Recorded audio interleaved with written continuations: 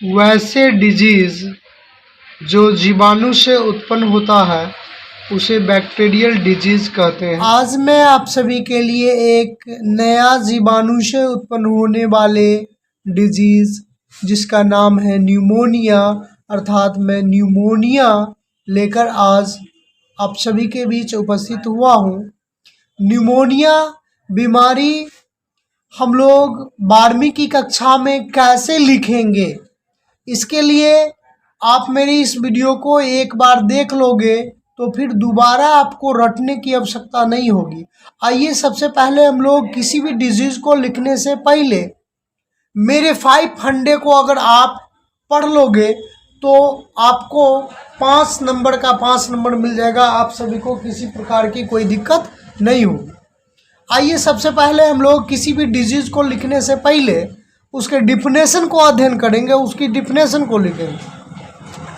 तो सबसे पहले हम लोग आते हैं डिजीज़ के डिफिनेशन को। डिजीज़ का डिफिनेशन, यह जीवाणु से उत्पन्न होने वाला रोग है। यह जीवाणु से उत्पन्न होने वाला संक्रामक रोग है।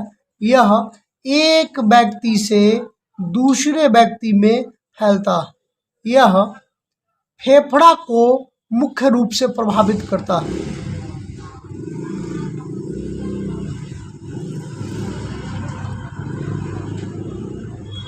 अर्थात न्यूमोनिया जो डिजीज है वह फेफड़ा को प्रभावित करता है। तो डिफिनेशन आप सभी को अच्छे से समझ में आ गया। अब डिफिनेशन के बाद हम सभी कॉजेटिव ऑर्गेनिज्म का अध्ययन करेंगे। तो आइए हम सभी कॉजेटिव ऑर्गेनिज्म का अध्ययन करें।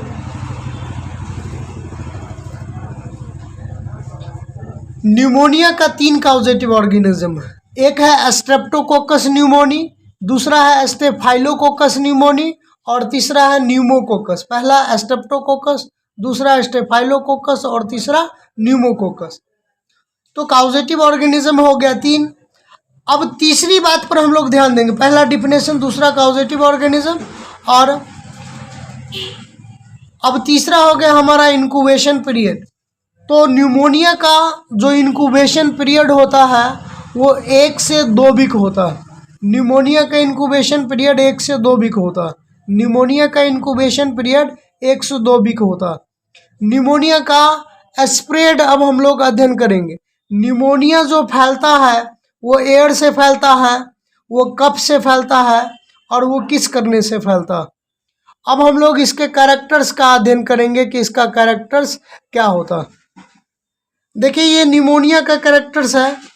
सबसे पहले हम लोग इसके कैरेक्टर्स को रीड करेंगे। न्यूमोनिया के रोगी को अत्यधिक तेजी से सांस लेता है, यानी न्यूमोनिया का जो रोगी है वह बहुत तेजी से सांस लेगा।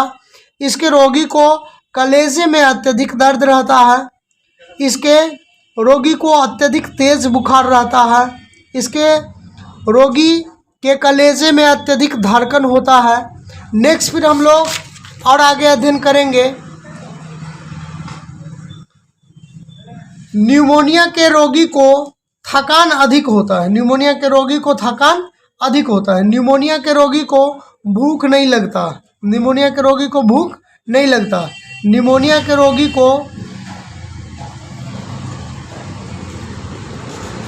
न्यूमोनिया के रोगी को अत्यधिक खांसी होती है।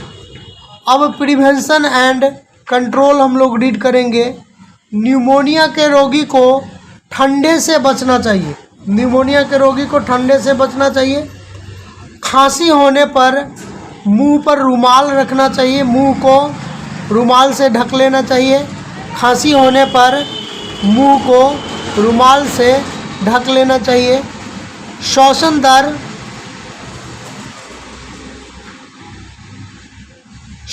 दर अत्यधिक तेज होने पर ऑक्सीजन सिलेंडर का प्रयोग करना चाहिए। आर्टिफिशियल ऑक्सीजन, बाहर से ऑक्सीजन लेना चाहिए। सिर दर्द होने पर एंटी एनाल्जेसिक दवाई का प्रयोग करना चाहिए।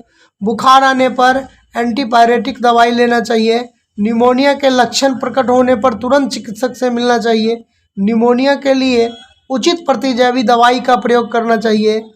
और लास्ट थीम कि आप सभी के लिए मैंने इतना मेहनत करके वीडियो पोस्ट किया है, इतना मेहनत करके वीडियो को रिटर्न किया है ताकि हमारे जितने भी यूट्यूबर्स हैं, हमारे जितने भी भाई बहन हैं जिनको कोचिंग का सहारा नहीं ले रहे हैं, जो कोचिंग नहीं पढ़ रहे हैं, वो हमारे इस यूट्यूब चैनल से जुड़ करके और अपने एग्ज़ाम में अच्छे से अच्छे नंबर ला सकते हैं। तो प्लीज़ इतने साहसीपूर्वक कार्य के लिए आप सभी का एक लाइक, शेयर और कमेंट तो ज़रूर बनता है।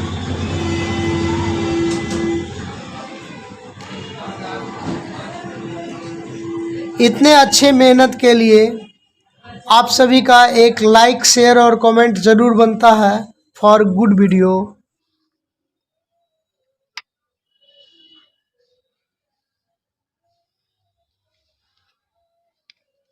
न्यूमोनिया के टेस्ट के लिए हम लोग चेस्ट एक्सरे कराते हैं, चेस्ट एक्सरे। दूसरी चीज़ें, अगर चेस्ट एक्सरे से हम सभी को नहीं पता चलता है तो हम लोग सीबीसी कराते हैं। सीबीसी में क्या होता है कि ब्लड में ऑक्सीजन का जो लेवल है, O2 लेवल, वो क्या होता है, लो रहता है। इस बीमारी में O2 लेवल, O2 का जो लेवल है वो लो रहेगा।